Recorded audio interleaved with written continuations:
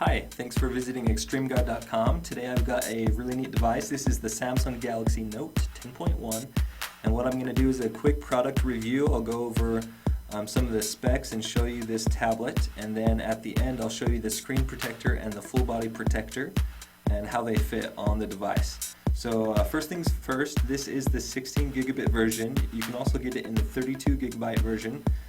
There's about a $50 difference. The 16 gig version is $499, the 32 is $549. So you can choose which one you'd like. Each one comes with 2 gigs of RAM, a quad-core 1.4 processor, which is smoking fast. Now, one thing to note is this particular tablet did score a little bit lower on gaming graphics when compared to the Tegra 3 devices. So if you're looking for a gaming tablet, this might be your second choice. This is considered more of a business creative tablet, or a tablet that would be great for school. So keep that in mind. You've got the big screen. It's a 1280 by 800 LCD screen that plays back 1080p video with no problem, so that's really awesome. This particular device has a pressure sensitive layer for sketching and things like that, but one thing to note is that pressure sensitive layer is going to give you a little bit more reflection and glare outdoors. So if you're looking for a tablet to use outdoors, this tablet might once again be your second choice. On the back of the device, you've got a 5 megapixel camera with an LED flash on there. Looking back at the front camera, it's a 2 megapixel camera. You've got stereo speakers on the front, which is a nice touch. Going around the bottom edge, you do see the Samsung charging port. This isn't a standard USB or a micro USB or anything like that. It is a proprietary port, so be aware of that. Going around the edge, you've got just a smooth edge. On the top, you've got the power button, you've got the volume toggle back and forth, the expandable memory. You've got an infrared port here, so you can use it as a universal remote, and then you've got your headphone jack. And then that's all for the outside of the device. On the inside, you've got a 7,000 milliamp hour battery, which is pretty big. It's going to give you about 5 hours and 42 minutes of battery life if you're watching a video on max brightness. You've got Bluetooth 4.0, which is strong enough to handle a wireless keyboard or a Bluetooth keyboard, as well as a headset if you've got both of those. You've got GPS as well as GLONASS on board, which is really nice. It is a Samsung device, so if you've got a newer Galaxy S3 or just a newer Samsung device, you've got the easy share between those devices, which is really nice. I'm going to go ahead and open this up for you, and I want to show you a couple of the features of this device. We can go ahead, take us to the home screen here. The home screen looks really great. I do want to show you, you've got the notifications toolbar down here in the bottom right corner. You can turn on Wi-Fi, GPS, sound, the screen rotation lock or not, and you can change the power saving settings. You've got notifications with emails. Samsung's done a really good job of creating that nice little toolbar there in the corner for you. Going back to the home screen, you can see Samsung's Media Hub, their Music Hub, and their Game Hub. And so they're trying to do what Google has done, and they're trying to make their own media and entertainment platforms available for you. From what I understand, the videos are just about on par as far as price goes. The music is a little bit more expensive on Samsung's device, or on Samsung's platform, their Music Hub, and then the games are pretty well priced, but there's not nearly as many games as the Android or as the Play Store, as well as the Apple devices. Now, I want to show you this application here. It's the S Note application.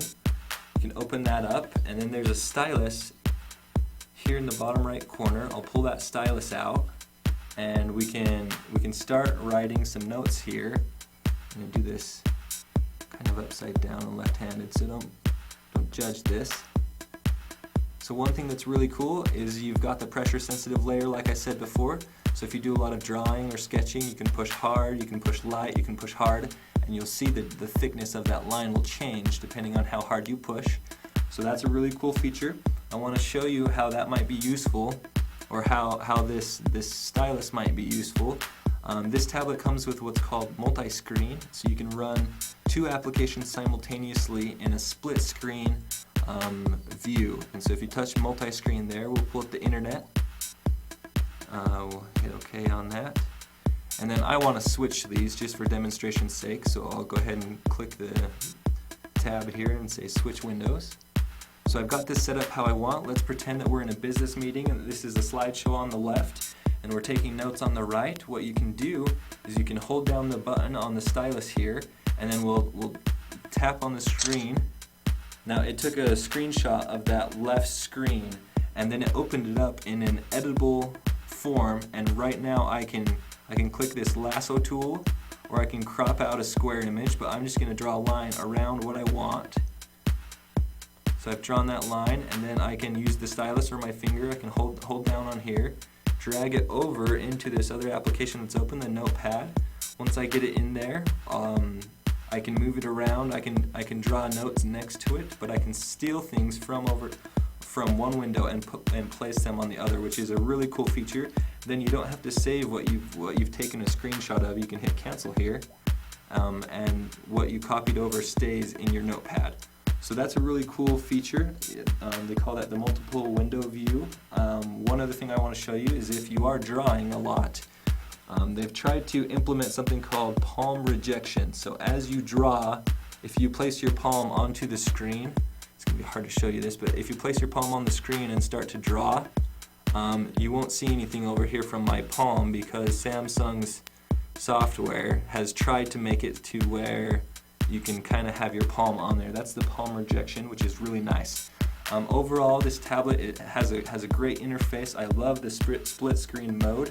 Going back to the home screen, last thing I want to show you is this snapshot button that they've put on the bottom bar there, so you can take a snapshot at any time of what you are doing.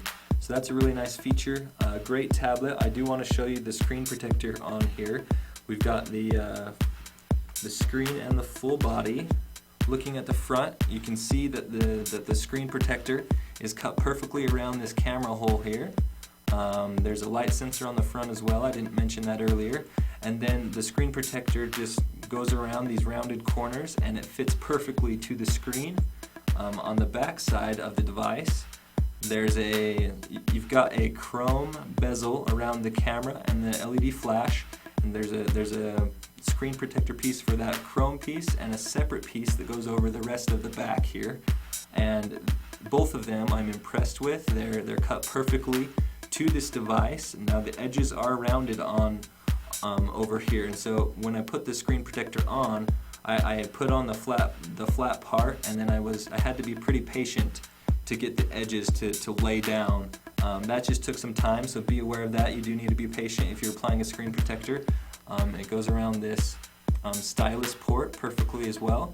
I'm very impressed with the screen protector, as well as the full body protector, which I'm showing you here on the back. And you can buy those together, you can buy those separately, but there's the screen protector and the full body protector. If you have any other questions about this device or about the screen protector and full body protector, please contact customer service. And thanks for watching and visiting ExtremeGuard.com.